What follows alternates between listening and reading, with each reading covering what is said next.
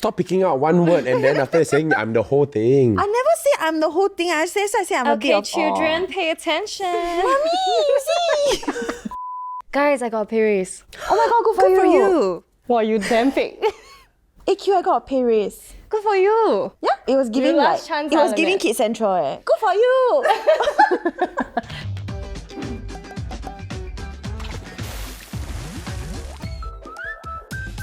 Hello everyone, welcome to another episode of the Hot Pot where we hop into different transitions in life. My name is Nick. I'm Q. I'm Joey, and today we have a familiar face in the house. She was such a fan favorite the last time we did an episode with her. There were comments like, bring Lynette back. And so we listened, and Lynette is back. She's back, a beautiful lady. Hello, everybody. For those just watching for the first time, can you introduce yourself, please? Hi, I'm Lynette. I am a creative at Clarity, which is the sister channel of You Got Watch. So Lynette was previously in episode 27 where we talked about introverts versus extroverts. And today we're going to be discussing something very similar. If you guys are someone who likes to ask, what's your personality type, By people, it's me because I like asking that. What's your We are tackling why people get lost in translation with other personality types and why they think other people are difficult to deal with. Okay, so today we're going to be finding out about how to navigate workplace dynamics using the model illustrated in the book Surrounded by Idiots by Thomas Erickson. You all read before? I didn't read the book, but today we are surrounding an idiot. Lynette is a guest. How can you say that? I'm looking at you, buddy. Wow, drama. They're not talking about me. Are you feeling okay today or not, Nick? Your voice I a got bit... sore throat. This is my new branding. Actually, I recovered already. I think maybe change one more time. Okay, so basically the book has a concept revolving around 4 different personality types, which are red, blue, green, and yellow. So a quick disclaimer that this whole model is not rooted in science. So you can say it's pseudoscience, but whatever it is, take with a pinch or a few pinches of salt. I think you need to gargle salt water. I already gargle already. Okay, let's establish what the different traits of each color is. Let's take one color each. Since I'm in red, I'll go with red, okay? Reds are assertive and goal-oriented individuals who thrive on action and results. Blues are analytical, detail-oriented, and they prefer structure and planning. So greens are empathetic, harmonious, they value relationships and cooperation. Yellows are spontaneous and creative. They often seek excitement and variety in their lives. After reading all of this, do you guys relate to a specific color? Wait, don't say first, I guess. Okay, go, Lynette. Okay, I think Q is red. You say yourself, sometimes you can be quite confrontational. But also, I think red sounds like a leader because it's also goal-oriented. They are very, problem solvers and they thrive on action. So I think that's you. I think Joey is yellow because she's, always bringing the energy. And then I think Nick is blue because the Excel sheet and whatever. Oh, that's true. I think I'm red. No, so the thing is 80% of people have 2 dominant colors and 15% have 3. So you're not just one. And that's why I think Nick is red and blue. Yeah. I think Lynette, knowing her, because you're co-workers, I think you're more towards blue. And green. Every time I read, I feel like this one got a bit, that one got a bit. It's a bit difficult. I feel very stuck because it says considerate, thoughtful. I like to think that I'm quite thoughtful. Stop picking out one word and then after saying I'm the whole thing. I never say I'm the whole thing. I say I'm a bit of children, pay attention. Mommy, you see? So Lynette, what are some of your biggest communication struggles? The first thing that comes to mind is I don't like it when people just say something very vaguely and then they have no clear idea of how they want to execute or what they want to do with this information. I hate it when it's fluff. Oh, yes. Yeah, I cannot stand that also. People who are vague or just go all over the place. People who are fluffing or trying to smoke their way through stuff because it's very obvious to me. I can see. And then I cannot stand when people are emotional and unprofessional in the workplace. Oh, that also. So basically, you don't like yellows lah. You don't like me? Yellows. They like to chatter. They talk a lot. They kind of get distracted. They are a bit more sensitive. Yellow sounds like they're all about the vibe lah. Yeah, they're here for the good time. There's the personality higher. Correct. Oh. They are the culture higher. I feel like there is value in having a personality like that in the workplace. But that personality also needs to know when is the right time to okay, I need to adjust. As a yellow, So I feel like I'm very different socially and at work. So when I'm in the work zone, I'm like very no bullshit. Or if like I can bullshit like 5 minutes, right? I can like, okay, let's go back to work. So I feel very like, maybe I got split personality. No, but also I think your choice of career is very suitable for your burst of energy or whatever. Like you can be serious about it, but when you are in the job, I feel like you also need to bring up the energy for your work. As a red myself, I just identify myself as a red, okay? For this whole episode.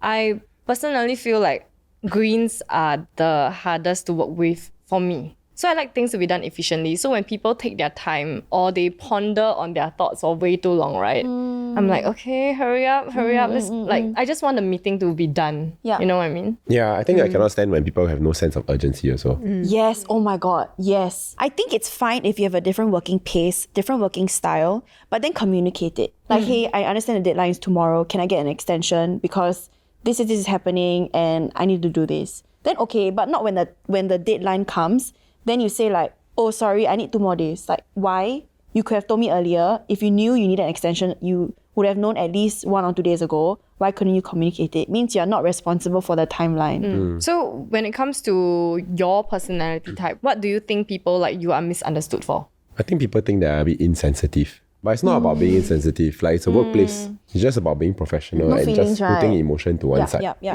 I think I got a bit of that. And also because I relate to Blue, right? Which is a bit more detail-oriented or like analytical.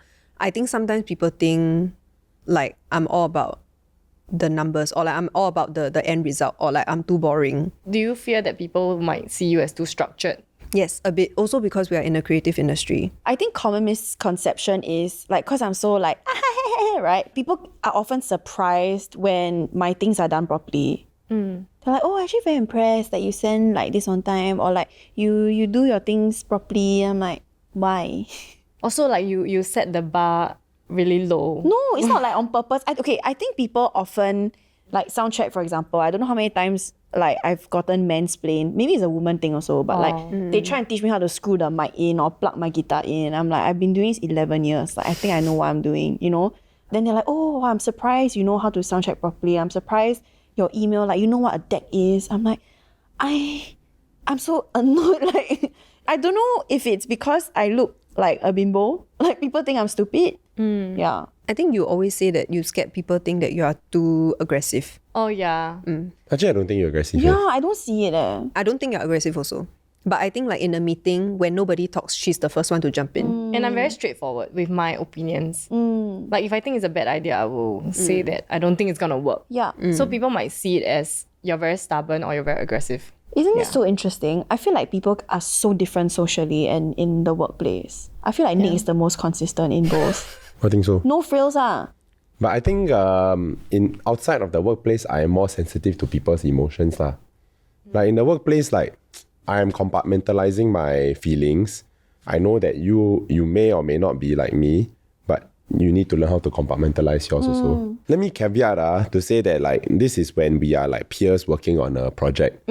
But if it's like someone that's reporting into me or something like that, and then they like specifically schedule time to like, hey, I'm going through something, that kind of thing, then obviously like I will listen and empathize. Yeah. Okay, so in what situation would you feel like you be a bit more insensitive? No, I think it's about time and place. Like when we are under time pressure, we are trying to get stuff done, and then you are letting your emotions like get in the way, and then you're throwing tantrums and you are like confusing people and things like that. Then I think that that's not the right time and place lah. Right. Whereas it's like, okay, let's get it done. Then after that, you can come and tell me that like, oh, actually like, wow, during that process, I was feeling this, I will listen. True. I think it's a respect thing also. Like, I cannot stand it when people are not team players. Yeah. So, like, they throw their colleagues under the bus. I've heard so many stories. Like, they MC, right?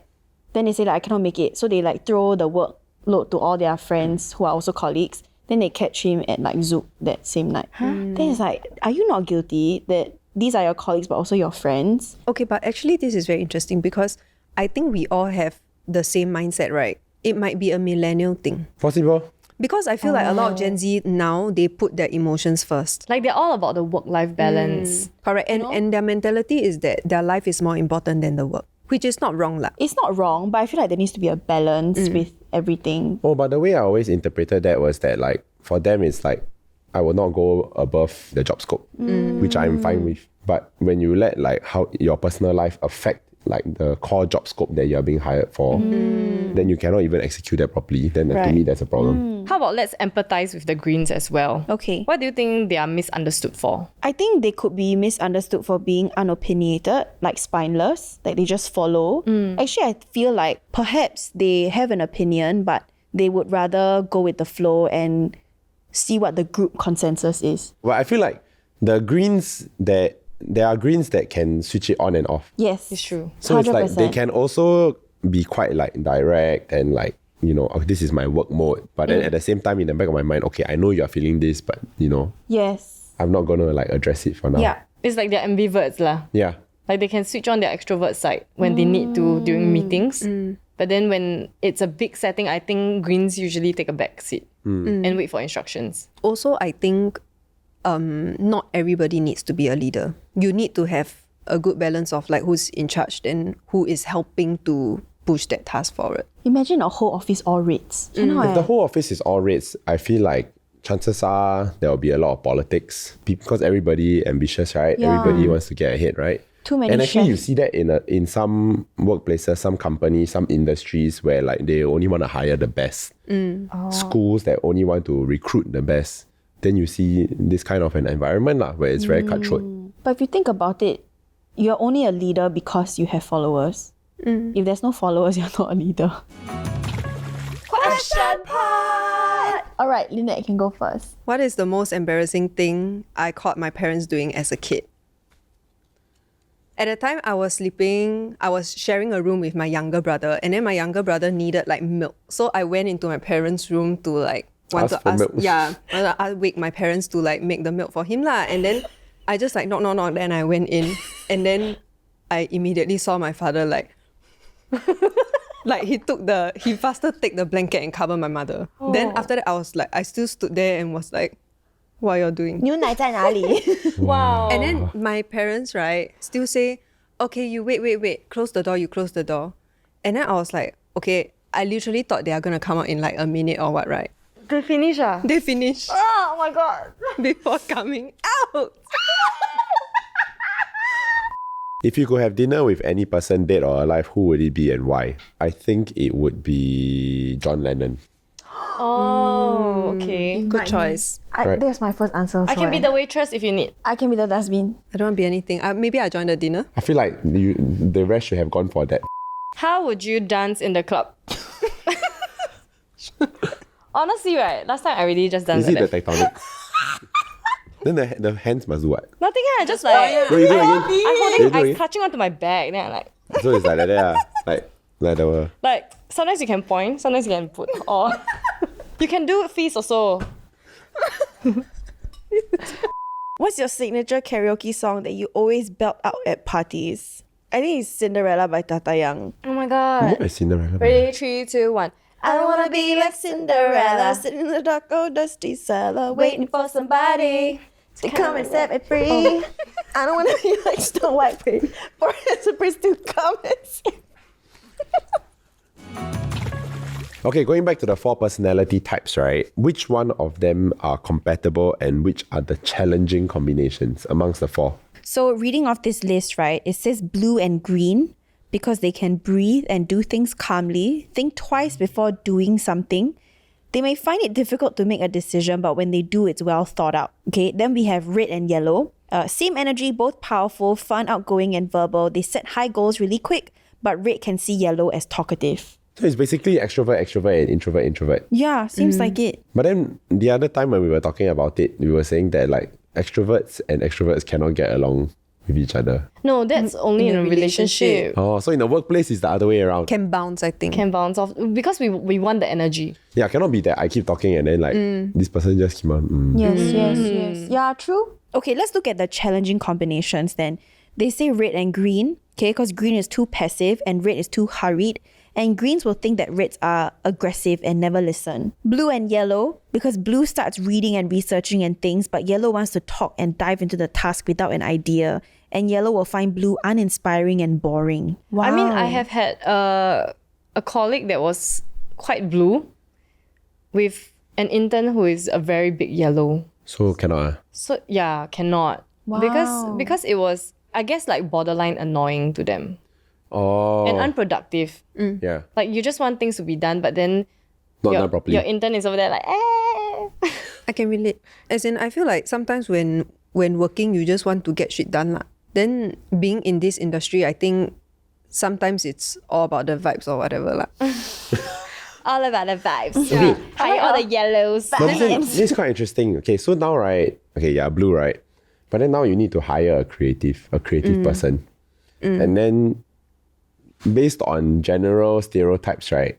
You should be looking for a yellow. But then personally, you cannot stand dealing with yellows. So will you end up not trying to hire a yellow for this creative role? I don't think so lah. I think what I have been trying to do in this situation, right, is that sometimes when I have to deal with people who are yellow, I take the useful information from their energy. Yeah. Then I work on it myself. And I mean, ultimately, this is just a guideline because if let's say you do hire a yellow and this yellow shares a bunch of creative ideas, you care more about their ideas rather than their personality type, I feel. Okay, so actually for pegroness, right, passive aggressiveness, what color would that fall under? I don't think it falls under any color. But Yeah. anyone can be, right? Yeah. Actually, I feel like reds won't pegro. You think I'll so? just be direct lah. Like, why you need to get people to read between the lines? Yes, actually, I don't find myself being passive aggressive. I'm usually just aggressive. I feel like pegro comes when you still want to people please. That's why you're not aggro. Yeah. Okay, speaking about pegro, right? Yeah. There's this challenge about how you can't say good for you my without God. sending pegro. We take turns saying, guys, I got a pay raise. Oh my god, good for you. Wow, you damn fake. Yeah, I got a pay raise. Good for you. You look damn unhappy. Is it? Let's not read into it. I feel like it's possible. I think I can do quite a good job. Okay. Okay. AQ, I got a pay raise. Good for you. Yeah. No, right? Yeah. It was giving last chance, it was Lynette. giving Kid Central. Good for you.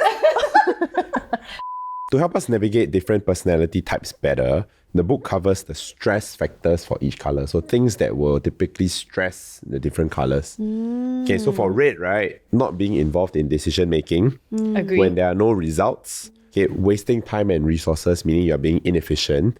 And then mundane routines. That is really triggering for me. I can relate to that list. also. I feel very triggered by this, except the mundane and routine. Actually, I'm okay with routine. Yeah, I also. I love the I love routine. routine. But if you keep doing the same thing over and over again, Like a repeated task. yeah. Okay. I do like it Work, as long right? as it's a myriad of repeated tasks. Right. Okay. I think for me, I just find it extremely boring. I tend to lose a bit of my passion if it becomes too mundane. Yeah, I need something to challenge me. Interesting. Yeah.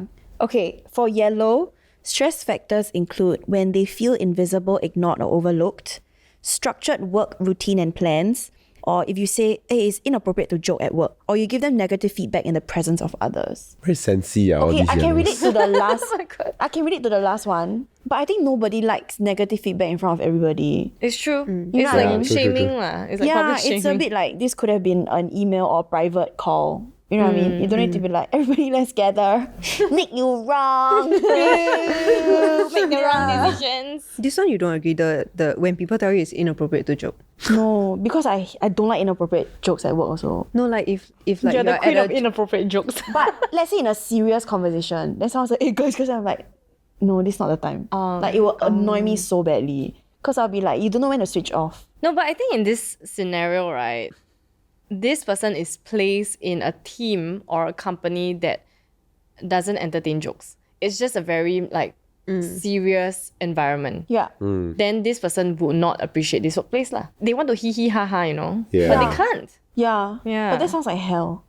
Hell for you lah. As in like, I mean, hell for me also. to lah. me, I feel like you need to find joy even in the mundane tasks. yeah. So stress factors for blue include when you are surrounded by overly emotional people, or if you are being surprised by a twist, or if someone disrupts your plan, or criticism because they are perfectionists. Oh, Actually, you're quite blue I'm quite blue also. Huh? You're quite blue, huh? I feel like people Yeah. say like, can you not be such a perfectionist?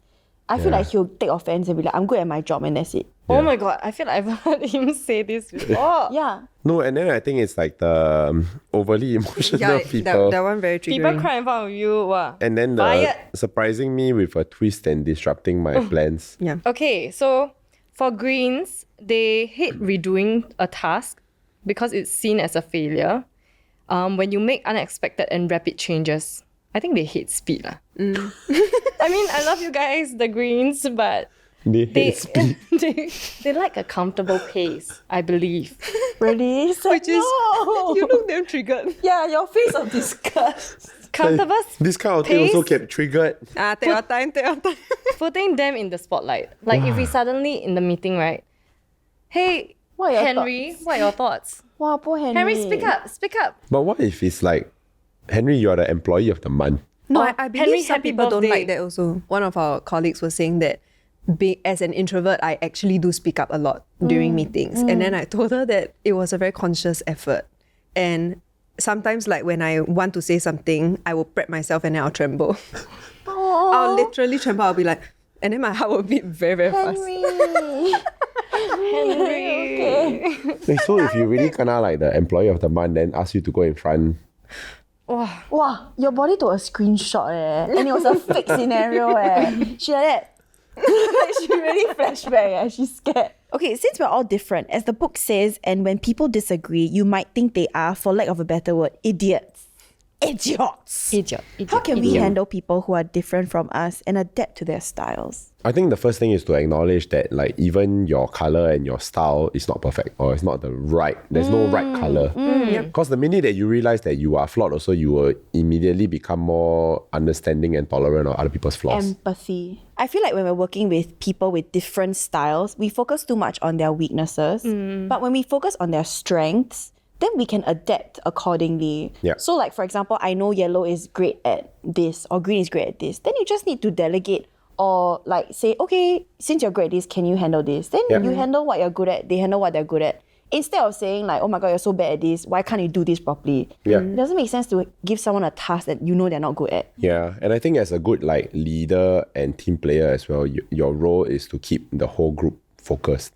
So if someone is sort of like, okay, not gelling well with another, then it's your role to go in there to like facilitate and to try to like smoothen out like that collaboration lah. Yeah, even if you're not in a leader position, like your co-workers, you know that they are better at certain things. Maybe your tasks got flipped. Then you can also say like, hey, do you mind if we swap? I feel like I'm better at this and you'll be better at this. Oh my god, that's exactly how Lynette and I work. If let's say we are presented a project and then our boss delegates us to do specific tasks, right? We would actually discuss and say, for example, she's better at the bigger picture stuff, like more business development kind of job scope. Whereas I'm more on the content creative side. So then we will swap our tasks. Yeah. Respect that they prefer inactiveness. It doesn't work No. Okay, based on the tape. Okay, need to give context. Okay, so The it table says, says- except that he doesn't think like you do and the unknown scares them. Okay, that one fair. Like if you know they need to work with a timeline, then just make the timeline known to them, right? Yeah. But the respect that they prefer inactiveness. Yeah, in a work environment, then I cannot just be like, oh, you don't want to do okay, I respect your inactivity. Inactive is just like maybe they don't move around so much. They don't need to collaborate with people so much. They just like do their thing. And I think, right, inactiveness links to things like maybe socializing in the workplace. Correct. They just want to be Grandma? left alone. They just want to be like work in silo, you know, like they are just a Like, I solo. just want to like code. Something like that. They Not just wanna literally do their not job moving. and go. Right. I think Greens are good execution people.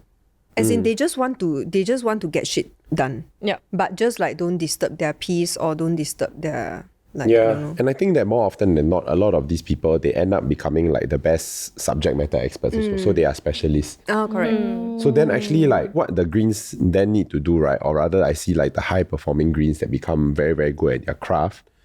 They are able to adapt to be able to share their knowledge. So the ones that are able to like, communicate effectively with the reds, the reds, the blues and the yellows, then those are the ones that will really thrive lah. Yeah, while still being able to operate in their silo. Yeah. And actually, a lot of Greens are the best listeners Yeah. because the rest of us like Talk too much. yap, huh? Yeah. But a lot of the Greens process information better, I would say. Yeah. Like they would know what the whole meeting was about. Yeah. They take the meeting they notes. are the person that we will go and ask just now what they say. Yeah, they important I think it's important to find a workplace, right, that fits your personality. Yeah. Yes. Because I have been in a workplace where I'm required to be like a yellow, for example, right? For years in that job, right, I felt like I wasn't good at what I'm doing. When I found a place that was more suited for me, then I realized that, I can be like so competent. honestly, in this economy, right, you will work like dog one, but at least your tail wag. You happy dog better than like, you know what I mean? That's so cute. We will work like dog anyway, but your tail wag can really. That's such a good analogy. Lynette, you got any final thoughts? Yes. So, according to the book title, right, Surrounded by Idiots, I think I personally can relate to the title because We are the idiots. no, as in, I feel like the longer I'm in a workplace, the more I tend to easily categorize people like, this person like idiots, yeah, you know? But like, but I think it's also important to be like aware that actually everyone is different. Like there are people that are of different personality types or comfort levels. Then try to like be aware and respect that. We are Yeah. all idiots. Yeah, actually everybody is an Everybody's an idiot. idiot. Yeah. Idiot club. Okay, but the disclaimer here is that no color is perfect and no personality type is perfect. Like whichever category you're in, everybody is a bit flawed. Lah. Yeah. Cannot be so good, like nothing wrong with you. Oh, it's fair. Fair. Thank you so much for watching this episode of The Hot Pot. You can listen to us on Spotify, Apple Podcasts, and Millicent. And subscribe if you haven't already, and comment down below what color you are or if you agree with this theory or not. And thanks again, Lynette, for joining us today. Thank you for having me. And we will see you on the next episode. Bye. Can you introduce yourself, please? I'm Lynette. This happened the first episode. Lynette is an introvert. Yes, I'm Lynette. I am an introvert. She's so cute. She got caught off guard. Yeah. You got like eat your pisai before? No, Don't lie. no, but I got like boa at the side, and then when I wake up, right, it's just like Dried up. Yeah, and it's like a lot. But is that the most embarrassing? I think quite embarrassing right now. Okay. Wow.